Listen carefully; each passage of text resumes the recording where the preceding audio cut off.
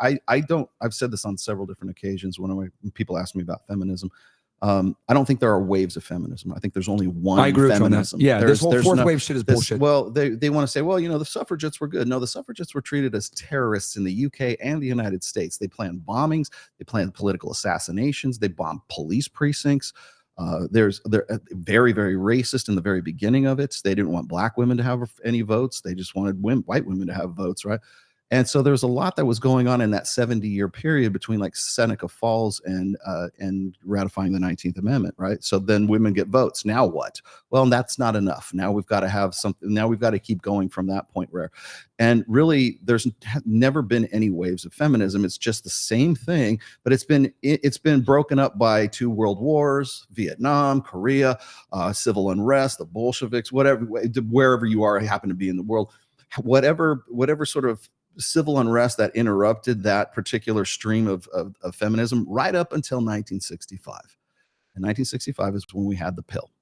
And that one piece of technology was the catalyst, I think, for what we know of as sort of like, I call it militant feminism, but like modern day feminism right now is the result. So you wouldn't make a delineation from pre-pill to after pill? Do you make any type of... the reason I wouldn't make it pre-pill, I would say the sexual revolution, which came in the wake of hormonal birth control. Okay.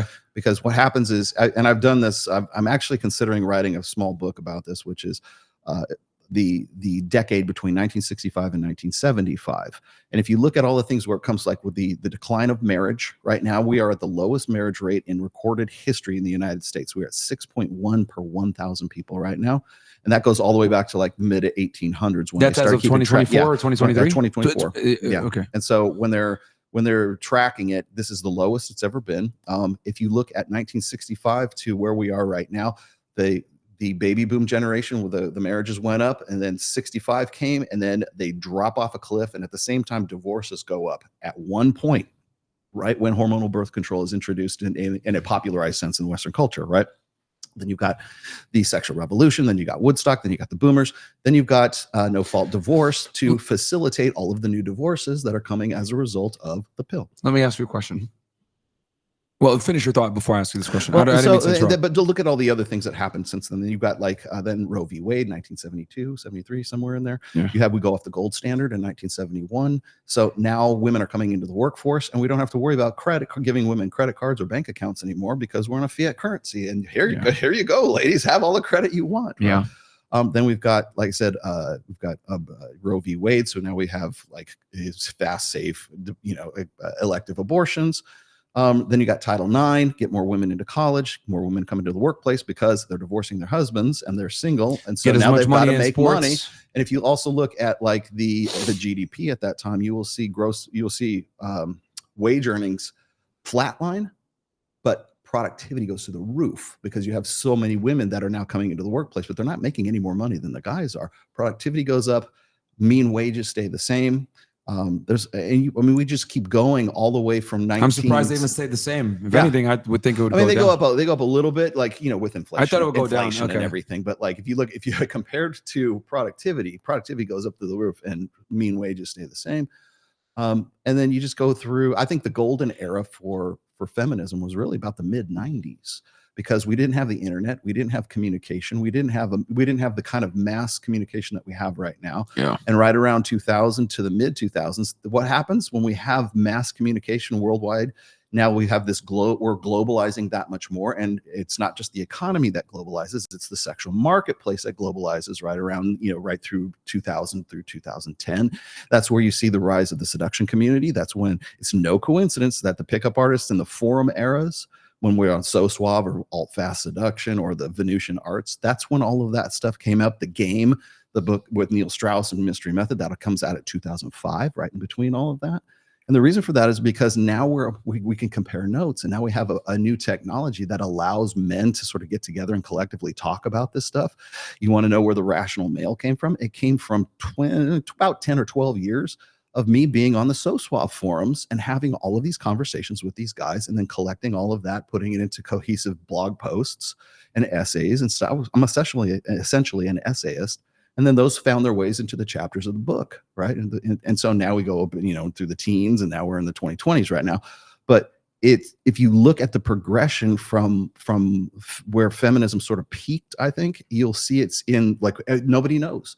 It's at its peak because it can enjoy the ignorance of most people because nobody's comparing notes, nobody's talking about it. In fact, it's really kind of like improper and inappropriate to talk about female nature.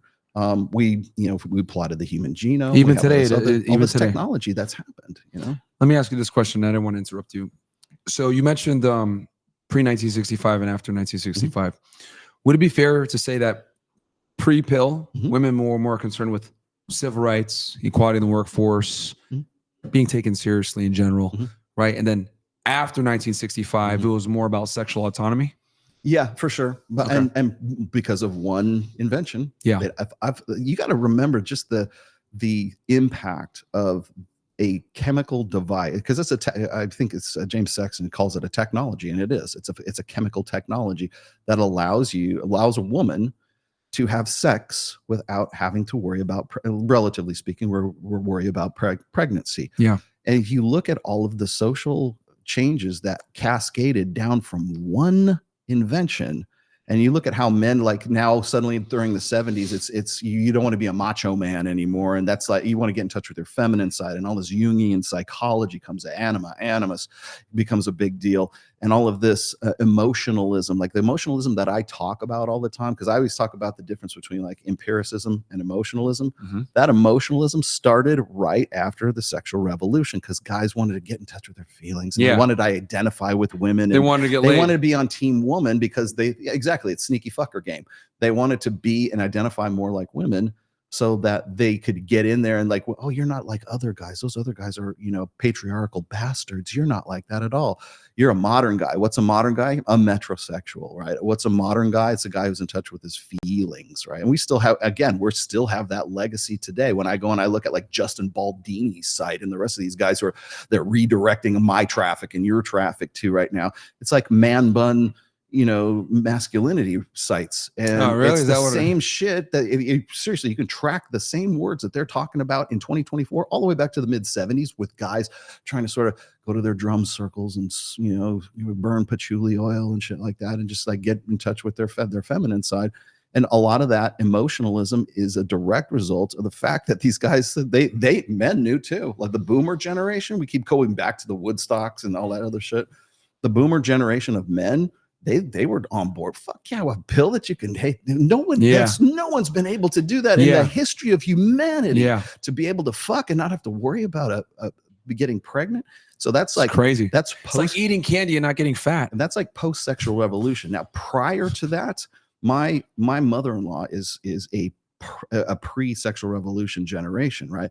And she used to tell me this is like when the first like fertility clinics came out, sperm banks, people were losing their minds over it because they said that women will go and electively do this so that they can have babies without a father, right? And that was a scandal prior to the sexual revolution, because if you had a child out of wedlock before 1965 in the 50s, early 60s, extremely frowned you would upon. have, and it doesn't matter what religion you are, it was just a social stigma. Was to like, if you had like a daughter that got pregnant in high school at 16 or 17, she told me this, they would have to put that girl away. That's what they say, put her away, which meant she would either have to go have the baby and put it up for adoption, or the baby would be had and then it would be parented by the grandparents, because the parents it was brought shame on the family as a result of that.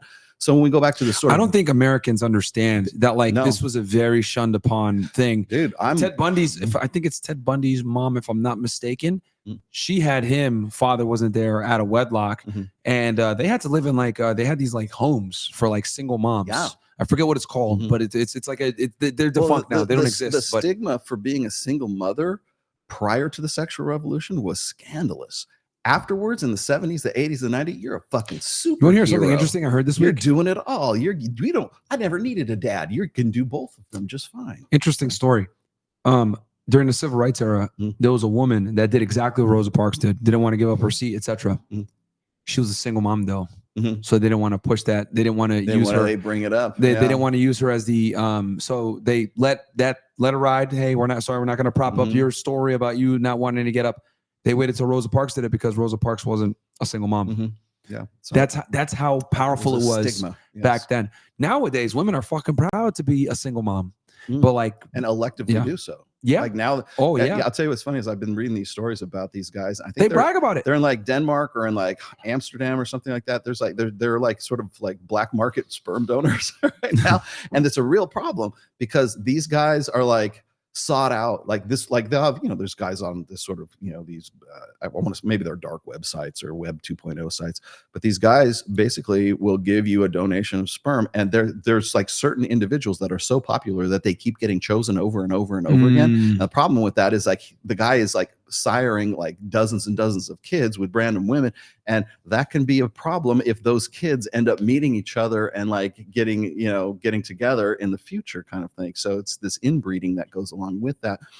And so like that is a modern day contemporary problem that we have right now as a result of one invention that was amplified by technology later on. And you talk about that too, how you know, these guys in 1965 with this birth control, right? Like the you know, women's rights movement was more about like civil liberties, voting, all sort of stuff. Then after 1965, it's sexual autonomy.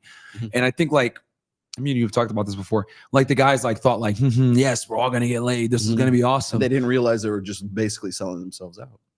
They didn't know. They didn't. Fuck, if I can get laid and I don't have to worry about pregnancy. Hypergamy reared its ugly head, and they're like, oh, well, now effectively 80-90% of you guys are fucking sexed out. Yeah. And I think what happens is like when people talk about, I hear tradcons talk about this all the time. They go, well, it's the guy's fault because they couldn't keep their dicks in their pants. It's like, it's a new technology. They don't know what's going to happen.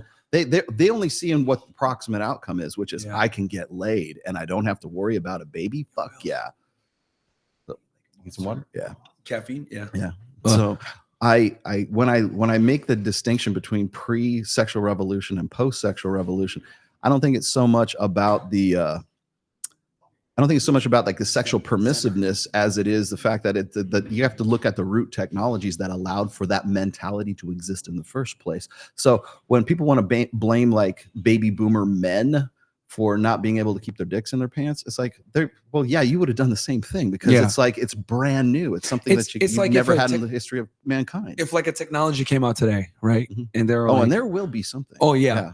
You can eat as many calories as you want. You won't get fat. Dude, people are going to be fucking eating themselves into fucking death with, you know, candy and all this other stuff. But what's going to happen? They're going to get sick. They're going to feel like crap. Their teeth are going to rot. Like, there's always like negative consequences to something that you think. We never look at it in terms of those. We don't look in the long term. There's a really great line in Jurassic Park where they say you're so preoccupied with, can we do this, rather than should we do this? Because we don't know.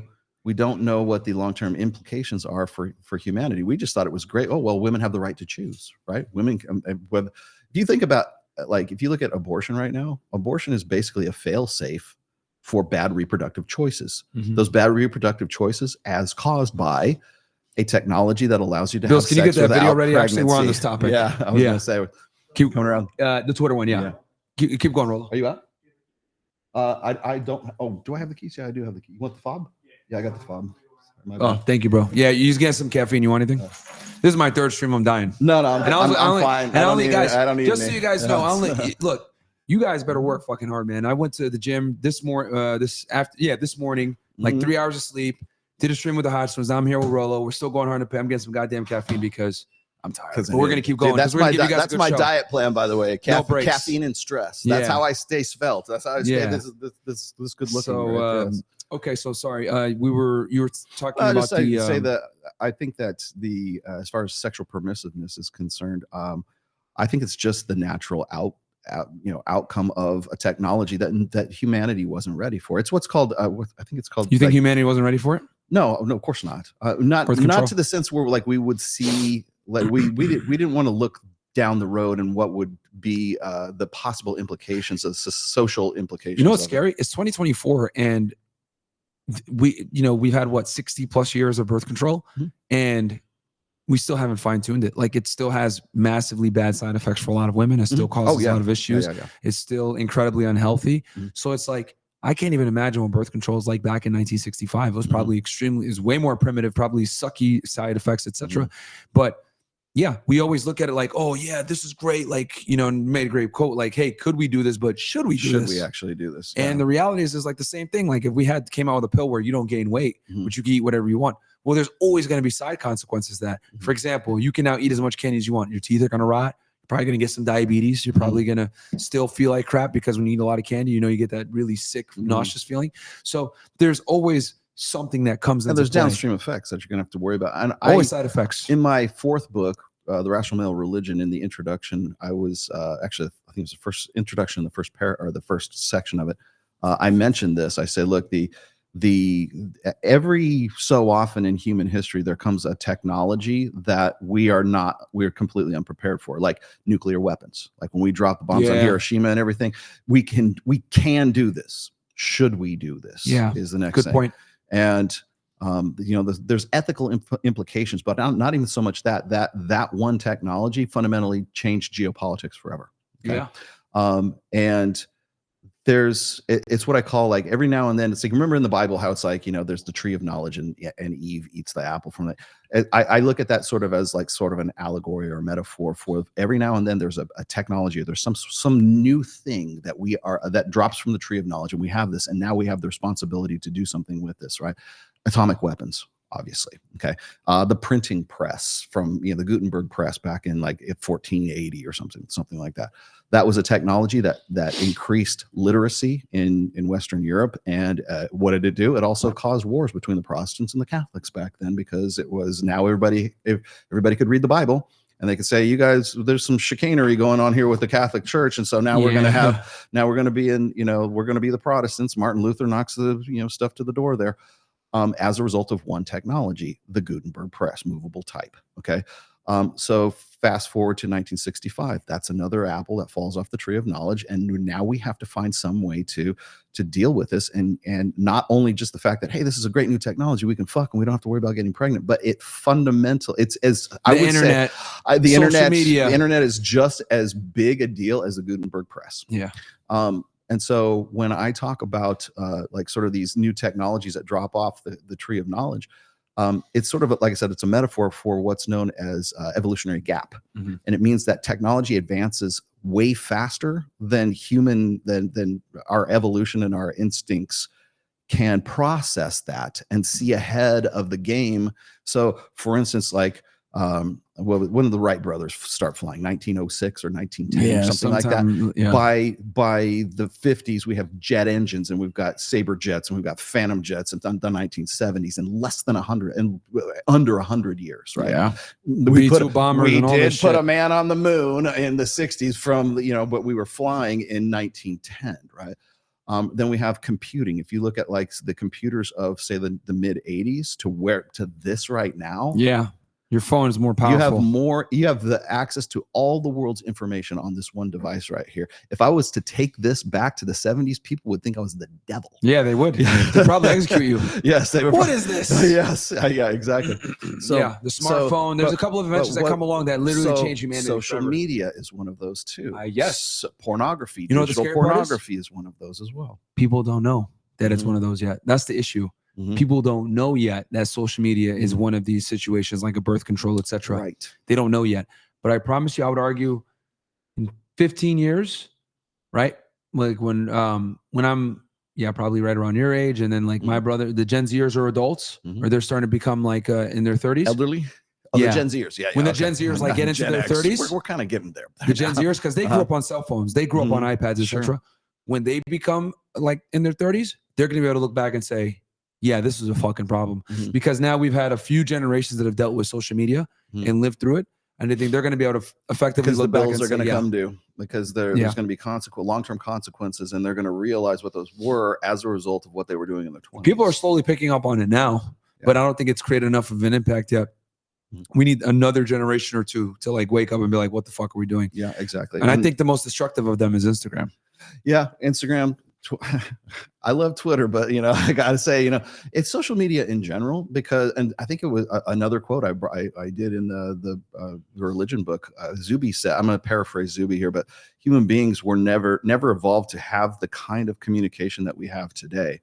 Like, we evolved to be in like hunter-gatherer tribes of 100, 150. And that was like our local sexual marketplace. That was who you knew everybody in your group. You knew who the elders were. You knew who the youngsters were and everything else. And now we have this ability. And I was just bringing this up with Mike Sartain because I'm 56. Mike's 46. Sterling Cooper's 36. Mm-hmm. There's 10 years difference between all of this. And I think like Kyle's like 26, you know, so that's and I don't have, that's funny. I don't even think about age anymore. So like when chicks come up to me and go, oh, it's not appropriate for a 46-year-old to be with a 22-year-old girl. I said, yeah, in the 20th century, in the 21st century, we do things a little bit differently right now because we have this globalized community right now. And if that's the way it works, then that's the way it works for them, right?